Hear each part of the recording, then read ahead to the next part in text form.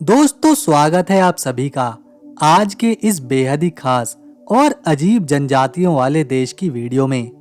ये देश दुनिया के कुछ सबसे अनजान जगहों में से एक है, लेकिन यहाँ की प्राकृतिक सुंदरता और अनोखी जनजातियों की वजह से ऐसे सैलानी यहाँ अक्सर आते हैं जिन्हें कुछ अलग महसूस करना होता है, जिन्हें नई जगहों की तलाश रहती है। और ये देश इन सारी बातों को पूरा करता है। दोस्तों, हम बात कर रहे हैं वानुआतू देश के बारे में। ये है वानुआतू, जो कि पैसिफिक ओशियन में आता है। ये एक आइलैंड देश है जो कि 80 अलग अलग छोटे बड़े द्वीपों से मिलकर बना है। यही वजह है यहाँ की जो प्राकृतिक सुंदरता है, जो मौसम है, वो हमेशा सुहाना बना रहता है। यहाँ वैसे तो ज्यादा टूरिस्ट नहीं आते, लेकिन जो आते हैं उन्हें यहाँ के लोगों से बात करने में कोई दिक्कत नहीं आती, क्योंकि वानुआतू के लोग बिस्लामा भाषा बोलते हैं, जो यहाँ की स्थानीय भाषा है। इसी के साथ साथ इंग्लिश और फ्रेंच भी यहाँ के लोग जानते हैं, और इंग्लिश की वजह से विदेशी सैलानियों को यहाँ बात करने में काफी आसानी हो जाती है। ये है देश की राजधानी पोर्ट विला, जो कि है तो छोटी सी, लेकिन व्यापार और इसकी सुंदरता कमाल की है। पोर्ट विला एफेड द्वीप पर मौजूद है, और ये द्वीप देश के सबसे बड़े और ज्यादा आबादी वाली जगहों में से एक है। ये शहर देश की अर्थव्यवस्था का केंद्र भी है, क्योंकि शहर का बंदरगाह बड़े बड़े क्रूज शिप, कंटेनर शिप को रोकता है, उन्हें समय देता है और व्यापार को आसान बनाता है। पोर्ट विला को अपनी सुंदरता और प्राकृतिक दृश्यों के लिए भी जाना जाता है। यहाँ के लगून, सुनहरे समंदर के किनारे, हरियाली से भरी घाटियां लोगों को अपनी ओर आकर्षित करती हैं। इसके अलावा पूरे साल यहाँ ठंडी हवाएं चलती हैं, जिससे मौसम हमेशा सुहाना रहता है। इसी शहर में देश का एकमात्र इंटरनेशनल एयरपोर्ट भी है, जहाँ यूरोप, अफ्रीका और एशिया के साथ साथ नॉर्थ अमेरिका की फ्लाइट्स आती जाती रहती हैं। आपने और हमने आज तक जितने भी पोस्ट ऑफिस देखे हैं, वो सभी के सभी जमीन पर देखे हैं, लेकिन यहाँ वानुआतू में जो पोस्ट ऑफिस है वो समंदर के अंदर है। अगर किसी को अपना लेटर पोस्ट करना होता है तो उसे स्विमिंग करके पानी के नीचे जाना पड़ता है, और फिर पोस्ट ऑफिस के पास पहुंचकर उसे अपने लेटर को इस छोटे से पोस्ट ऑफिस में पोस्ट करना पड़ता है। क्योंकि यहाँ पानी ही पानी है, तो यहाँ उन पेपर और इंक का इस्तेमाल किया जाता है जो वाटर प्रूफ होती हैं। ये पोस्ट ऑफिस वाटर प्रूफ तकनीक से भी बना है। इन्हें समंदर के अंदर इसलिए लगाया गया ताकि यहाँ आने वाले सैलानी कुछ अनोखा देख सकें, और हुआ भी ऐसा ही। साल 2003 में ये पोस्ट ऑफिस स्थापित किया गया था, जिसके बाद 2000 से भी ज्यादा सैलानी केवल इस अनोखे अंडर वाटर पोस्ट ऑफिस में अपना लेटर पोस्ट करने पहुंचे थे। वानुआतू दुनिया के छोटे देशों की गिनती में गिना जाता है, और इसका क्षेत्रफल केवल 12,189 स्क्वायर किलोमीटर में फैला हुआ है, जो एरिया के लिहाज से 182वीं रैंक पर आता है। यहाँ की कुल आबादी 3,40,000 है, जिसमें महिलाओं और पुरुषों का अनुपात लगभग समान ही देखने को मिलता है। वानुआतू प्रशांत महासागर के दक्षिण पश्चिम हिस्से में नजर आता है, और इसी वजह से यहाँ का जो समुद्री किनारा है वो काफी लंबा है। साथ ही साथ इन किनारों पर बैठकर सूर्यास्त होते हुए देखना एक अद्भुत अनुभव है। वानुआतू का इतिहास काफी पुराना और दिलचस्प है। यहाँ के लोगों को मिलानेशियन कहा जाता है, और ये लोग खुद को लपीता संस्कृति के वंशज मानते हैं।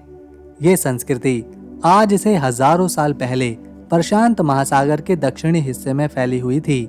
आधुनिक इतिहास में दस्तावेजों से पता चलता है कि 19वीं शताब्दी की शुरुआत में वानुआतू पर फ्रांस और ब्रिटेन ने एक साथ कब्जा किया था, और इन दोनों ने यहाँ अपनी कॉलोनियां बनाई, ईसाई धर्म को फैलाया और यहाँ के संसाधनों को लूटा। यहाँ की जो प्राचीन संस्कृति थी उससे लोग टूटते चले गए। यही वजह है आज के समय में 80% वानुआतू आबादी ईसाई धर्म को मानती है। जब फ्रांस और ब्रिटेन यहाँ पर शासन कर रहे थे, उस समय वानुआतू को न्यू हेब्रिड्स कहा जाता था। कई सालों तक अपनी आजादी की आवाज उठाने के बाद आखिरकार 30 जुलाई 1980 में वानुआतू के लोगों को आजादी मिल ही गई।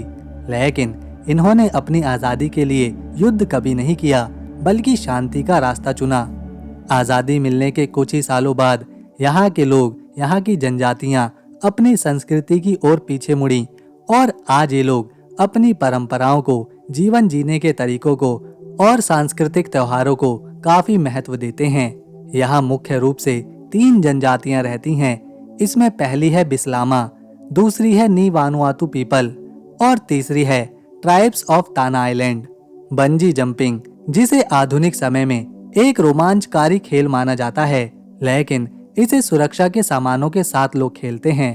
पर हैरानी की बात यह है कि वानुआतू के लोग हजारों साल पहले से इस खेल को खेलते आ रहे हैं।